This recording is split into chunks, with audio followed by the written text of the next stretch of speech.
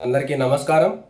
నా పేరు ఇటికోటి క్రాంతి కుమార్, జనసేన పార్టీ మండల అధ్యక్షుడిని, చెన్నైకొత్తపల్లి మండలం, రాప్తాడు నియోజకవర్గం, ఉమ్మడి అనంతపురం జిల్లా.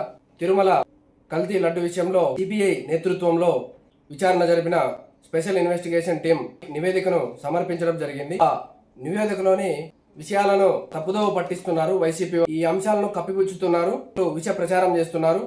కోట్లాది మంది భక్తుల మనోభావాలు దృష్టిలో ఉంచుకొని స్పెషల్ ఇన్వెస్టిగేషన్ టీం జంతు కొవ్వు లడ్డులో కలిసిందా లేదా అనే విషయాన్ని ఇప్పటికైతే బయటికి చెప్పలేదు.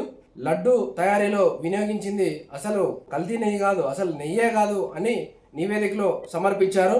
బట్టబయలైంది. దాన్ని కూడా కప్పిపుచ్చే ప్రయత్నం చేస్తుంది ఈ వైసీపీ. తిరుమల లడ్డు అనేది కోట్లాది భక్తుల ఆత్మవిశ్వాసానికి సంబంధించిన విషయం. ఇది రాజకీయ విమర్శ అయితే కాదు, ధార్మిక బాధ్యతతో మాట్లాడుతున్న మాటలు ఇవి.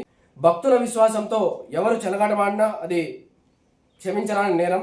ఇది కేవలం ఆహార కల్తీ కాదు, కోట్లాది భక్తుల మనోభావాలపైన జరిగిన దాడిగా మేము భావిస్తా ఉన్నాము. వాస్తవాల్ని ప్రజలకు చెప్పాల్సిన అవసరం మనందరిపైన, ఆ బాధ్యత అనేది మనందరిపైన ఉంది. జనసేన పార్టీ ఈ విషయంలో ఎటువంటి రాజీ అనేది పడడం జరగదు.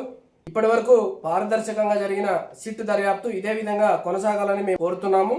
నెయ్యి సరఫరా చేసిన కాంట్రాక్టర్ల పేర్లు బహిర్గతం చేయాలి. తప్పు చేసిన వారు ఎంత పెద్దవారైనా సరే వాళ్లకు ఖచ్చితంగా శిక్ష అనేది పడాలి. భవిష్యత్తులో తిరుమల లడ్డు అనేది కల్తీ జరగకుండా దాని తయారీలో కఠినమైన క్వాలిటీ కంట్రోల్ అనేది మెయింటైన్ చేయాలి. భక్తుల విశ్వాసాన్ని తిరిగి పొందేందుకు టీటీడీ స్పష్టమైన ప్రకటన అనేది ఇవ్వాలి. భవిష్యత్తులో తిరుమలలో మాత్రమే కాదు, దేశంలోని అన్ని ప్రధాన దేవాలయాల్లో ప్రసాద తయారీకి ప్రత్యేక చట్టం లేదా కఠినమైన మార్గదర్శకాలు తీసుకురావాల్సిన అవసరం అనేది అయితే చాలా ఉంది. ప్రసాద విషయంలో ఎలాంటి కల్తీ, నిర్లక్ష్యం, వ్యాపార ధోరణి చోటు చేసుకోకుండా శాశ్వతమైన మార్పులు చేయాలి. అలాగే తిరుమల లడ్డు అనేది రాజకీయాలకి అతీతం. అది భక్తుల హృదయం. అలాగే ఆ హృదయాన్ని ఎవరు గాయపరిచినా సరే, ఎంతటి వారైనా సరే చట్టం ముందు నిలబడాల్సిందే.